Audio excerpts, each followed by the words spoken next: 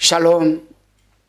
오늘은 열왕기하 6장 1절로 33절의 말씀을 엘리사의 이적들이라는 주제로 말씀을 나눕니다. 열왕기하 6장은 선지자의 생도들이 훈련받기에 비좁은 처소를 새로 넓게 짓던 중에 물에 빠진 도끼를 물에서 떠오르게 한 기적으로 시작하고 있습니다. 본문 1절에서 7절까지의 내용을 살펴보면 당시 선지자의 생도들은 여호와의 율례와 법도를 배우고 익히며 청렴 결백한 삶을 지향하였던 무리였기에 백성들이 가져다 주는 음식과 의복에 의존해 삶을 영위해 나갔던 것으로 추정됩니다. 그러기에 그들이 지내고 있는 처소 또한 매우 비좁았을 것입니다. 그래서 처소를 크게 짓기 위하여 나무를 자를 도끼를 빌려왔다가 그만 도끼를 물에 빠뜨리고 말았습니다. 그때 엘리사가 나뭇가지를 물에 던지자 도끼가 떠올라서 해결되었다라는 내용입니다. 여기서 우리는 한 가지 잊지 말아야 할 것이 있습니다. 그것은 하나님께서는 자연 만물을 창조하셨고 그 자연 만물을 다스리고 계신다는 사실입니다. 따라서 자연 만물은 하나님께서 계획하시고 주관하시는 대로 역사하시며 하나님은 그의 백성들 위에 그의 은혜를 따라 역사하도록 자연을 주관하신다는 사실입니다. 그리고 우리는 이미 열왕기하 2장 3절과 5절에서 당시 베델과 여리고의 선지자학교 선지생도들이 신앙적인 태도를 읽어서 잘 알 수 있지만 본문의 선지자의 생도들이 새로운 처소를 짓는 일을 진행할 때에 물에 빠진 도끼를 물 위에 떠오르게 하는 사건을 잊게 하신 것은 엘리사와 선지자들이 이 생도들이 함께 모여 생활할 새로운 공간을 확보하는 외형적인 조건에 앞서 만물을 다스리시는 하나님 믿는 믿음의 처소를 성도들이 내면에 짓는 일이 먼저 있어야 함을 보여주는 것이라 우리는 깨달을 수 있습니다. 그렇습니다. 아무리 기적과 표적이 중요하다고 해도 우리 내면에 세워진 성전을 먼저 믿음의 성전으로 세우는 것이 우선일 것입니다. 잊지 말아야 합니다.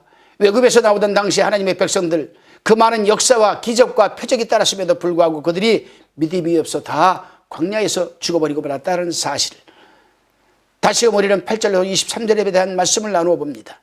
엘리사가 사역하던 시기에 이스라엘을 대적하던 자들은 가나안 족속들이 아니라 바로 아람 족속이었습니다.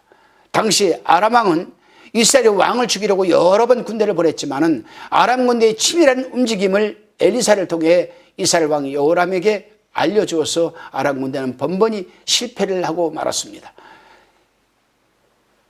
여호람은 하나님께 그와 같은 이 인도보호를 간구하지 않았지만 하나님께서는 그에게 계속하여 거저주시는 은혜를 베풀어 주셨습니다. 엘리사를 통해 나타난 하나님이 거저주시는 인도보호의 은혜는 여호람과 이스라엘이 돌아올 것을 요구하시는 하나님의 은혜로운 요구 방식이었습니다. 그렇습니다, 여러분. 오늘날도 우리는 매일매일 10분 초마다 알게 모르게 하나님의 인도와 보호함을 받으면서 우리는 살아가고 있습니다. 그러나 분명한 것은 우리가 하나님 앞에서 잘한 것이 있어서 우리를 인도보호해 주는 것이 아닙니다. 그것은 오직 우리가 하나님 품으로 온전히 돌아오기를 바라고 요구하시는 하나님의 은혜인 것임을 우리는 오늘도 잊지 말아야 할 것입니다. 본문 15절에 보면 엘리사를 수종드는 자가 일찍 일어나서 나가보니 아람 군대와 말과 병거들이 성을 에워싼 것이 보였습니다. 그래서 수종드는 자가 엘리사에게 우리가 어찌합니까? 라고 근심 어린 걱정을 하자 엘리사는 두려워하지 말라. 우리와 함께한 자가 저들보다 많다라고 알려주었습니다. 그리고 수종드는 자를 향하여 여호와여 저 수종드는 자의 눈을 열어보게 하옵소서 하였더니 불말과 불명거가 산에 가득하여 엘리사를 둘러 질을 치고 있는 모습을 보게 되었습니다. 여기서 우리는 육의 눈과 영의 눈의 차이가 얼마나 중요한 것인가를 우리는 깨닫게 됩니다. 그렇습니다, 여러분. 엘리사의 수종드는 이 자는 믿음을 수반하는 영적인 통찰력이 없었습니다. 여기서 우리는 영적 세계에 대한 통찰력에 대하여 살펴볼 필요가 있습니다. 우리는 성경을 통해 영적 세계를 체험한 많은 믿음의 조상들을 우리는 만나볼 수 있죠. 야곱이 그랬고 요셉이 그랬습니다.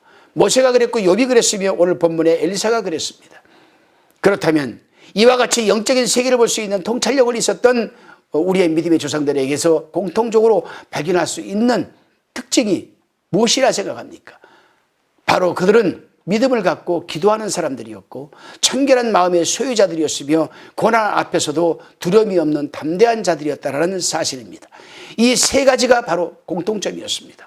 모쪼록 우리 또한 믿음을 수반하는 영적 세계에 대한 통찰력이 충만한 오늘 하루가 되시기를 주님의 이름으로 축원드립니다. 기도드리시겠습니다. 주님, 그렇습니다.